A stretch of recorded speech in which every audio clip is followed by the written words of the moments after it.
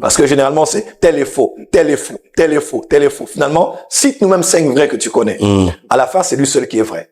Et j'ai remarqué, tonton Jaco, les hommes de Dieu qui n'ont pas de message font généralement 2 choses. Quand on voit un homme de Dieu qui n'a pas de message, il fait 2 choses. Soit, 1, il attaque le message des autres, ou soit, il prêche le message des autres. Ok. Quand tu vois un homme de Dieu qui passe son temps sur YouTube ou à la télé comme ça, il ne parle que des hommes de Dieu, il ne commente que l'actualité des hommes de Dieu, que le message des hommes de Dieu, que les prédications des hommes de Dieu, il n'a pas de message. Un homme qui a un message et un mandat, il passe son temps à prêcher ce que Dieu lui a dit. Ok. Ouais. Il passe son temps à dire ce que Dieu lui a dit et non de commenter et ce que non les chercher autres ont à dit. recadrer. Voilà.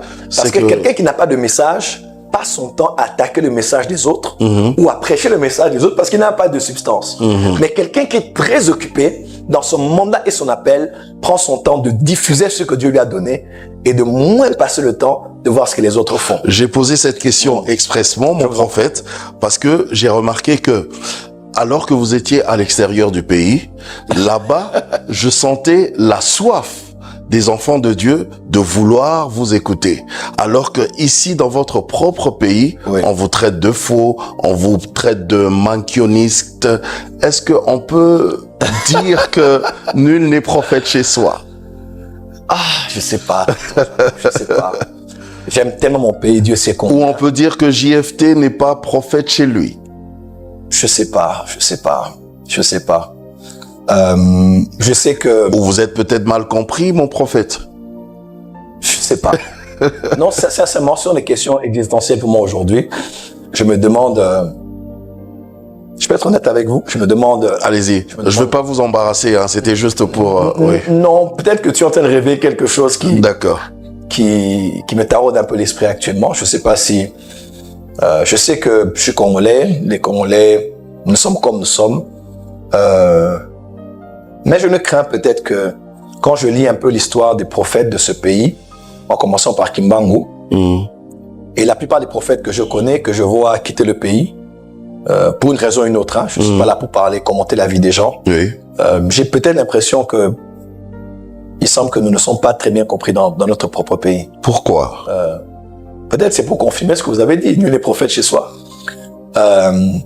J'étais à Charleroi, dans une de nos églises. Ça vous dérange? Ça vous fait mal? De voir cette différence? Parce que ailleurs, je vois les Blancs, les Caraïbéens, en fait, toutes les races reçoivent ce que vous avez de Dieu. Ils ont envie de vous écouter. Je vois même des gens tomber pendant que vous faites des services, des Blancs qui sont pas des Noirs. Des prophéties. Des prophéties, oui, bien détaillées et ils y croient. Mais ici, on vous traite de faux.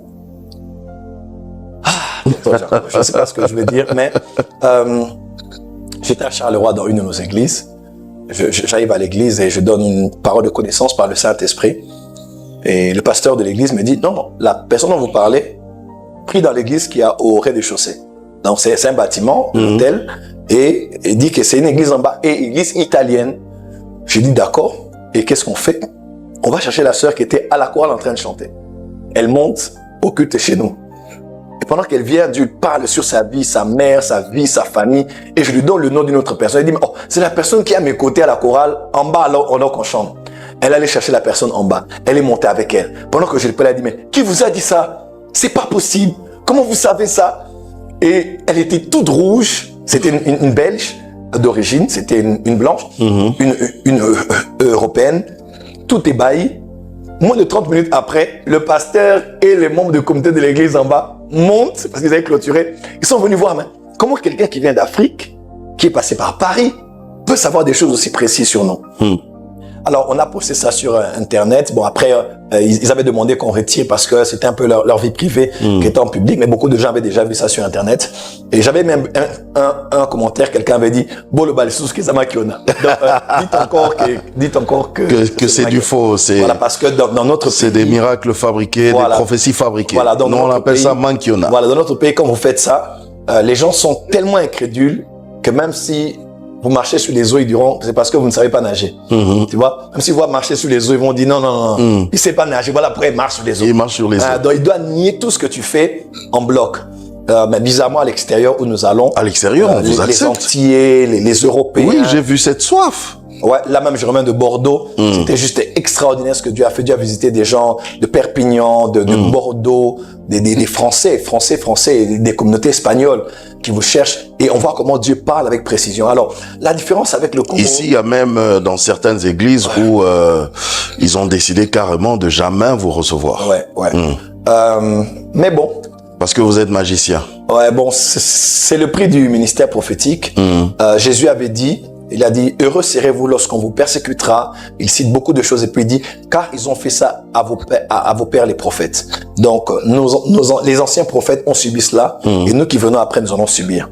Les pionniers, généralement, sont des incompris du présent, mais des héros du futur. Okay. C'est plus tard qu'on les reconnaît. Tonton Jaco, vous êtes avec moi ici. Quand j'ai commencé mes réunions, vous étiez là. Oui. Je faisais des émissions, je venais tout Kinshasa ici, des affiches avec mon visage. Oui. Qu'est-ce qu'on n'a pas dit? Ou le nom de Jésus sur l'affiche. Qu'est-ce qu'on n'a pas dit? Pourquoi on a mettre une grande photo du pasteur et de Jésus? Il dit, trouvez-moi la photo de Jésus dans le catalogue. Je vais mettre la photo de Jésus. Mais aujourd'hui, tout le monde le fait. Au présent, ça peut choquer. Mais au futur, on commence à trouver ça tout à fait normal. Donc, tout ce que je peux dire seulement, c'est que je crois qu'il y a des gens qui croient dans ce pays. Mais comparativement, ça m'étonne quand même de voir qu'à l'extérieur, nous sommes plus respectés et pris à notre juste valeur par rapport à notre propre pays. Est-ce que ça nous fait mal? Ça nous fait mal. Je ne mentirai pas.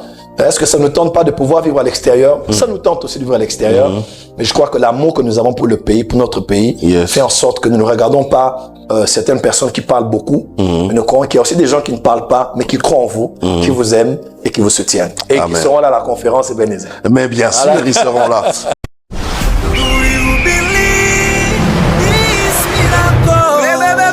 Supernatural dunamis power.